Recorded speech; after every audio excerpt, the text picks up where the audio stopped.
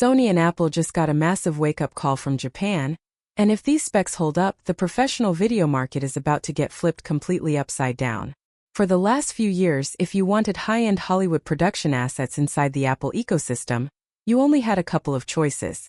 You were either shooting compressed ProRes RAW on a mirrorless setup, or you were tethering a massive, wildly expensive RED camera to a Mac studio. But Nikon just dropped a nuclear bomb on the camera industry by straight-up buying RED Digital Cinema. Now, the freshly leaked specs for the upcoming Nikon Z9 Mark II show exactly how terrifying this corporate marriage is going to be for the competition. Everyone in Cupertino is likely looking closely at these supply chain leaks right now because this single camera body might just change how we look at professional Mac workflows for the next 5 years. According to the latest supply chain chatter from DigiTimes and prominent industry insiders, Nikon is moving away from basic incremental updates. They want absolute dominance this time. The headline leak here is a newly engineered 46-megapixel stacked CMOS sensor. Now, I know some internet rumors were predicting a massive jump to 60 megapixels or higher to compete with Sony, but staying at 46 megapixels is actually a genius move for real-world production. It keeps the low-light performance pristine, prevents catastrophic thermal throttling when you are shooting all day, and stops your Mac storage from crying. But the real shockwave here is the speed. Reports from sources close to the LEC indicate this new sensor architecture is roughly 3.5 times faster than the original Z9. Everyone wanted to know if Nikon would pull a Sony Alpha 9 Mark III and throw in a global shutter.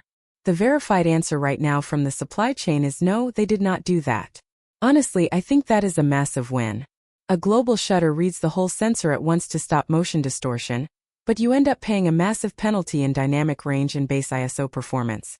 Instead, Nikon went with a hyper-optimized partially stacked design.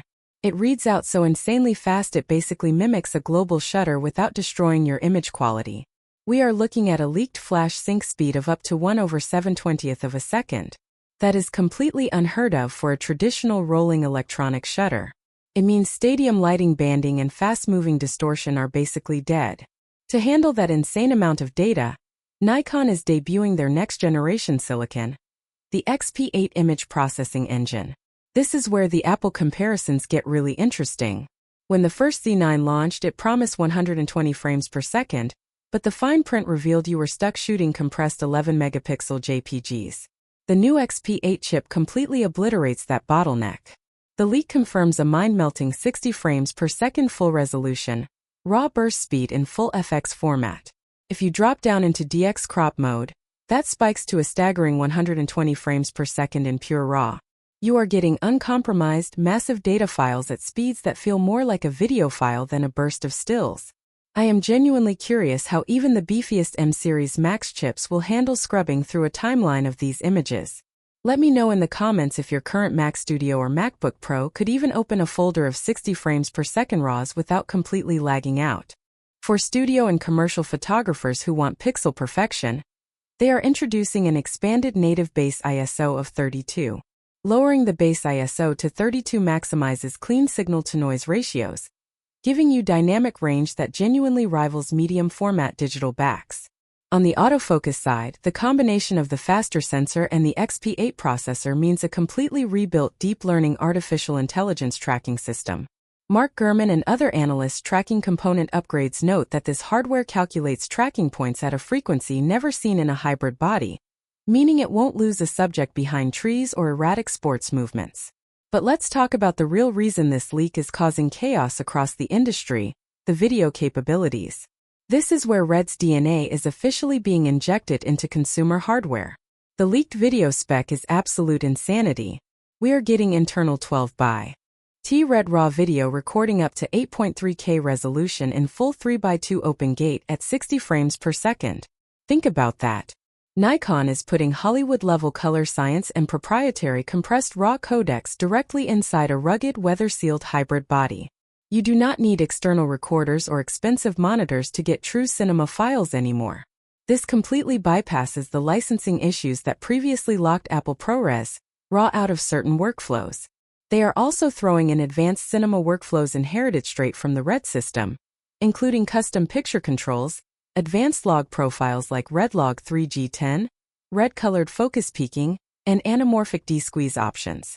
This basically bridges the gap between a standard mirrorless workflow and a true Hollywood set. Physically, the body keeps the built-like-a-tank integrated vertical grip that pros need to balance giant glass. But the ergonomics are getting a nice tweak with deeper contouring and a new ultra-bright 5.76 million electronic viewfinder panel. This matches the beautiful panel from the Z9 Mark III, meaning zero blackout, almost zero latency, and a view so realistic you will forget it is an electronic screen. So, when can you actually buy this beast, and how much is the damage going to be to your bank account? While early speculation hoped for a launch alongside major sporting events this year, supply chain data tracked by analysts like Ross Young indicates that Nikon is taking extra time to iron out the advanced processor integration and manage TSMC allocation for their silicon. The official development announcement is highly anticipated to drop late this year, with physical retail shipping expected around early next year. As for the price, preparing your wallet is going to hurt.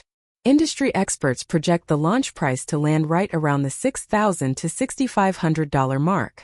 Now, before you complain about the price or look at it like a massive Apple tax, think about what you are actually getting here. This single camera body essentially replaces a top-tier sports camera and a professional cinema camera setup that used to cost $20,000 easily. For high-earning creators, production houses, and anyone deeply embedded in heavy video editing workflows, it represents an incredible value proposition. Nikon isn't just playing defense anymore. They are aggressively trying to dictate the future of the entire professional imaging market, and Sony should be very worried.